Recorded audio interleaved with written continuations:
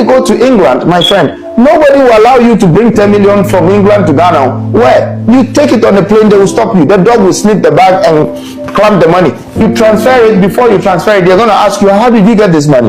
And what right do you have to send it somewhere else? But we're sitting in Ghana and people are moving billions of dollars under our nose.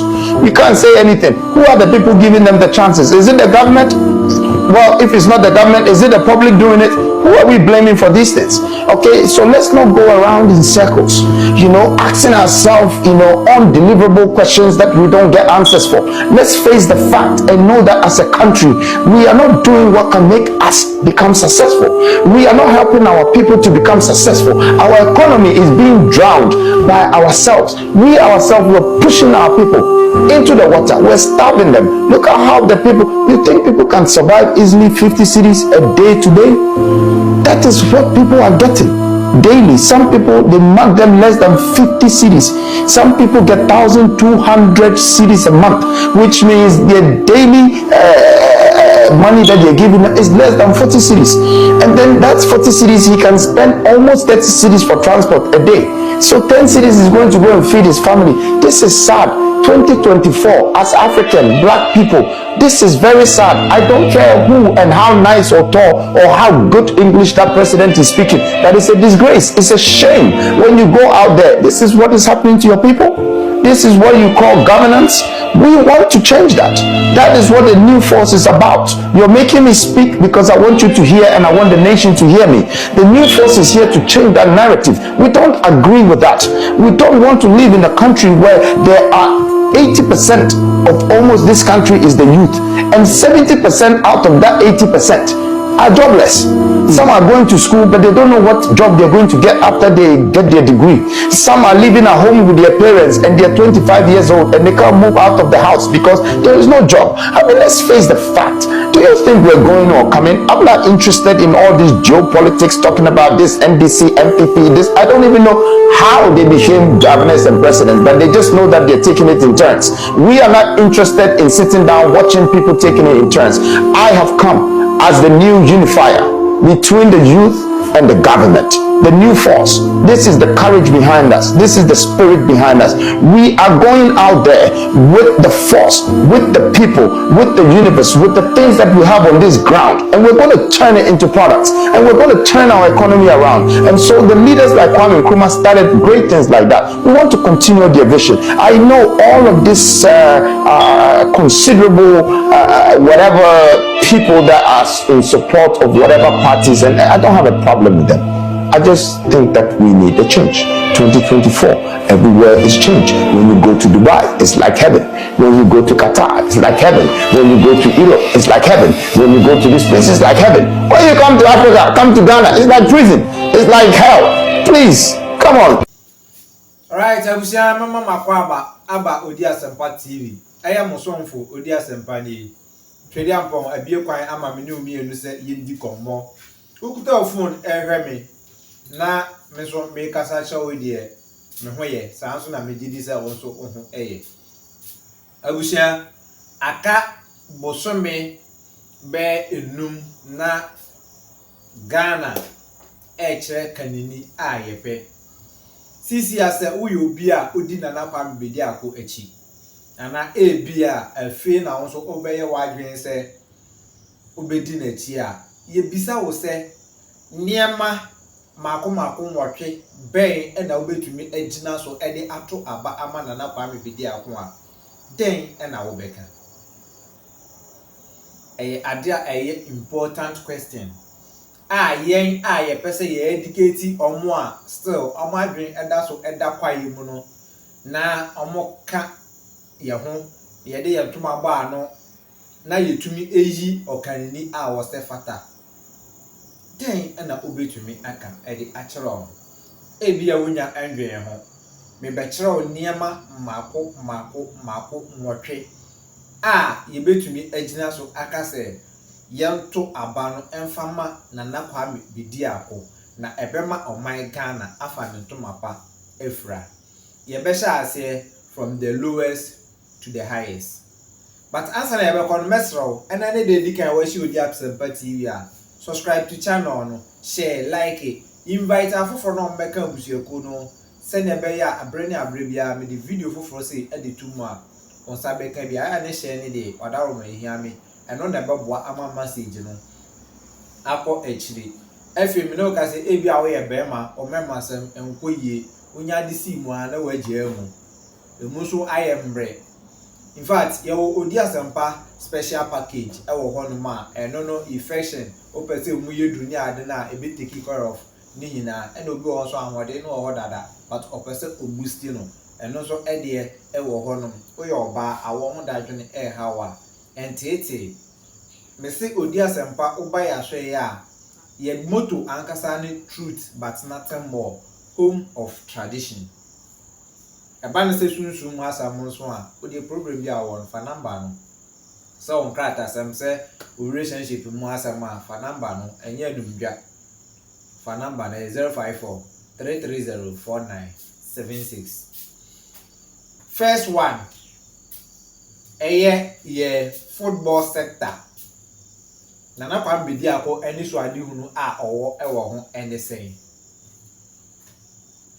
won say Ghana Nana Kwame Bediako aka ensama hodo bebre and ubon say ya na ye twa ne fa kakra bi because ye feel say no we the black man ya enye ye nti om so okoto Chelsea ni ade yenhwe nya ne wo ho no ye dia so enkoye ni ya. I would like to have an African Champion League. To say European League. That's the kind of idea I may invest in. Me tia krano. Me pesike bi akoto Chelsea obi ehu say me and that's my akoto Manchester United. Na ma chiribro ni kra say yes we are powerful.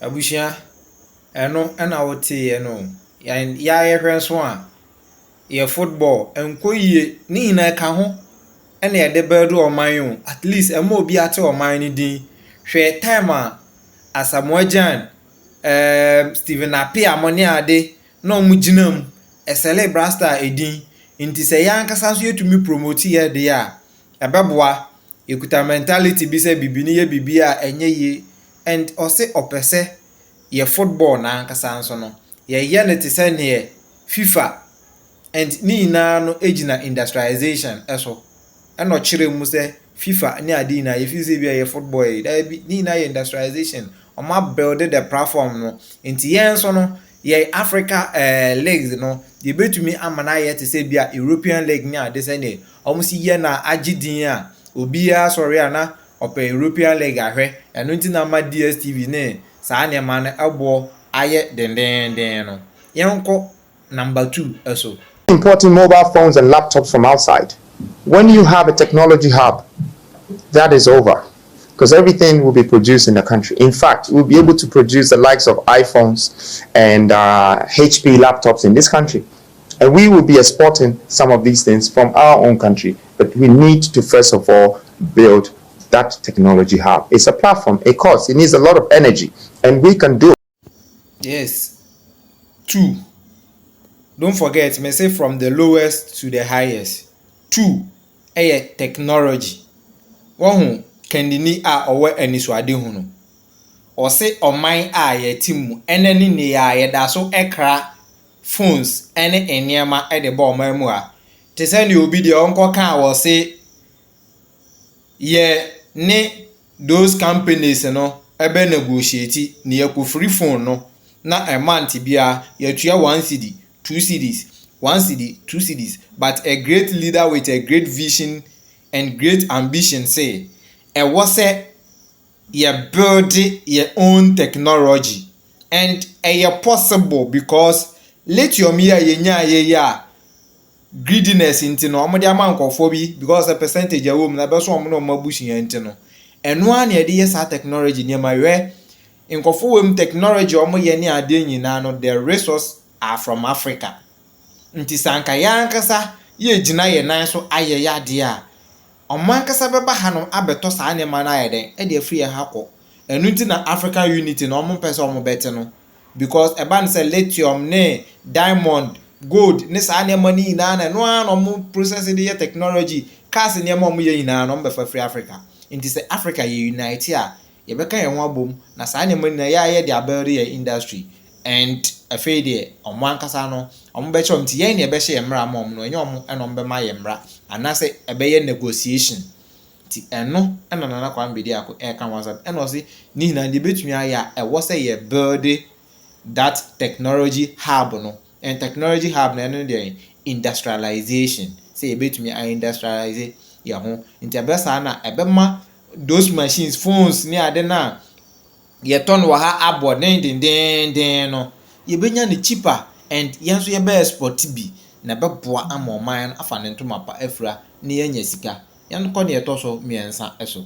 We are able to create like distribution channels, that can make our product go to the world.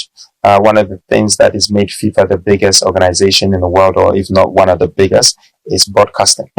And it's because the machine is big to broadcast football to maybe 200 countries and to 4 billion people or 5 billion people at the same time. So even one advert can cost you $1 million. They're turning out a lot. And I think Ghana have to do the same thing. Nti aba ne sɛ entertainment nso a ɛno ɛna ɔde ato wɔnom no because menu mmienu na bedi adanse sɛ yɛ stars ahodoɔ na no ebewi ase no ɔmbɛyɛ ayaya ebewi ase no life no ayɛ miserable bibi kakrakra ɛto na afie no ato no aseresere adenti a nhyehyɛ papa bia ɛnyɛ den enni hɔ ɛmma ɔmo and sankofo we mo so kra na nka ɔso ɔmo support for a visionary leader no mo fi say bia ɛno ano no ɛno ɛna Nana Kwame Bediako ɛka no sanka yebetumi a anka yɛso yebetumi abuild platforms te sɛ Netflix ɛne ade hwɛ Netflix din agye open movie papa bi a wa wata na so obi recommend movie bi ma wa adwen bi ma otrim sɛ Netflix yɛso yebetumi abuild those platform na ebi obi kan movie bi os there be this platform so no ɛyɛ better te sɛ ne boom play any audio mark any ade ɛwɔ hɔnom no and we nyinaa ɛyɛ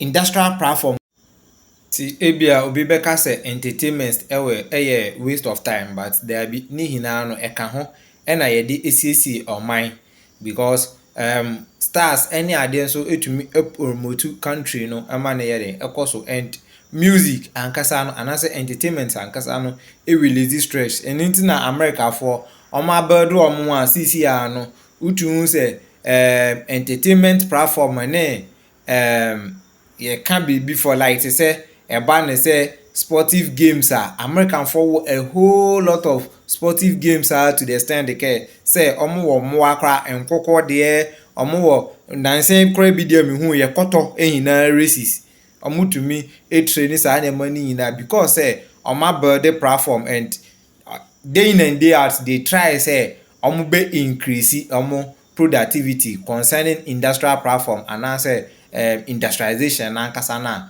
omo build no ti eno so Nana Kwame Bediako ani so ade hu no a owo edema ewo ho no then ko the next one enso person me yema kuma se man ha se me dredge ama epu ebi aba ha me yetimi the ship ni ade so the normal ba 2024 na afi ni ebetwi container 1111 from Accra harbor e dey aba Tema harbor e dey aba enti obusia no nusu ade hu no so no ne etoso enan eno no o se ye betumi I extend into about transportation ya yina yenim the kind of transportation aye wo mu ewo ya hanom eba ne say fuel price ni ade na too much and ye kwan so kra no enye ye kwan narrow road eno so na timbaka na mu atikrota na mu ye kan say petrol tanker na mu Bugatti na mu ye kan say chese a whole lot at okonko phone cruise kra na omo no enye se ye dredge po ne kra na omo wo road no bebre ye wo bia timbaka nam ye wo abobo ya afọ kwan ye wo motofo kwan won nti ye de no ye betumi expand and ye wo water bodies ahodo nti ye betumi dredge te say ne all can and dredging na o kan na nkofo e de ye tribal politics no enye asantimam kwa no wo da vision no ohwe voter Alex ene nsu ahodo wo Ghana na ye betumi connect ni na and ye benya so mfaso ahodo bebre but aya na ye dey say bia Ghana for ebeti ase but we one of na nisu ade hunu so a e wo say yetumi ejina so ne eto aba ede ma no because eba sa na ebe ma allegation ne niam ahodo bebre na no bibie kwan ahodo e de amaye tourist attraction nyina no ebe ma na ye krabehwe enkohwe ne etoso 5. Part, one of the main things is the plants, the processing plants. Start processing plants in Kwame. Me see uko China, uko Taiwan, uko South Korea. No more buy plants now. It be 100 million, it be 80 million. But it be my juma for the next 50 years. Abushin number 5. My favorite part. Where farming. China for ebi amon sheden steady. China for sha say na Chinese tea and Chinese wine sa farming the most important thing na nka yempin for no sebi o adwene mu do a anka no ne ade anka o se omo master ne kese na yetumi export nnuane but ye import nnuane ema nansia TV3 yenkoti asana anka orange yekra edi free beni aya na oti asem bi wo my Ghana mu kra otumti asem we abofo no kra keke adentia wo se industrialized system na da bia me kan me say me metie mato 3 acres of land farmland do me pese me go into animal production but fertile land they say ni ba bia da no kan pese me dikan cultivate cassava 2 times within 1 year no kan metumi anya capital no na me dey start sa animal production no ba cassava kra obeye den no process cassava na me say me nkoye research about garri processing machine abushia prices egugu so no wona hwan anso anka oman bi a yesi ye industrialize ye ho a anka ban no won hyehye kra wo ho de ma wa wo draw business plan na wo de kwa aban no ebeso wafen wonfe amwaye anka we ye betumi aye and kromu akra no banche etumi sei da bia ke betumi process garri na ye export garri but sisi a China for kra na omunim banche ennim koko omutumi abefa koko ne banche ni ade masisi ano omokra no esan export garri ni ade ohun inti we mu ina nyema o say you consider nyema obi a owo this kind of vision no the opportunity yenko the next one also The value in our degree. Say ye nya juma wa ha. O de call London. Now I say I finished Kwame Nkrumah University. Then I got AAA. Then we have cleaning job manager. This that. Now pay.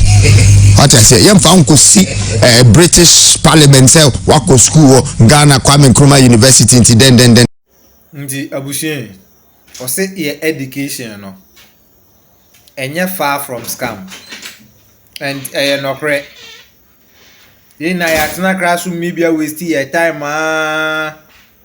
ankosi aga adentia me say ye doctors omo degrees ni ade omo de kono ho ana ye ma omo nursing ni cleaning ni ade nti awo say ye nso ye upgrade your education no awo say eye practicals theory no edoso na China for nkola crèche any ade na omo ye catering simtres soldiers for training ni adinti akwara na nkasa ndru JSS kra no or you qualified to do any work into okuta certificate to okuta degree no ade otumi de ye bibi ma ne ye nya ye die ya obi so abo you can say degree in mechanism ni ade so no ne ka akra say ya this okofa obi a owo magazine onim book mode na abe repair car no e de amano nti eno so no o say ye improve e your education aya na nkofo fi say also because say only a be a degree and I say that eno just say on value education and o ka say kana nkasa education e be a yente the word education no I say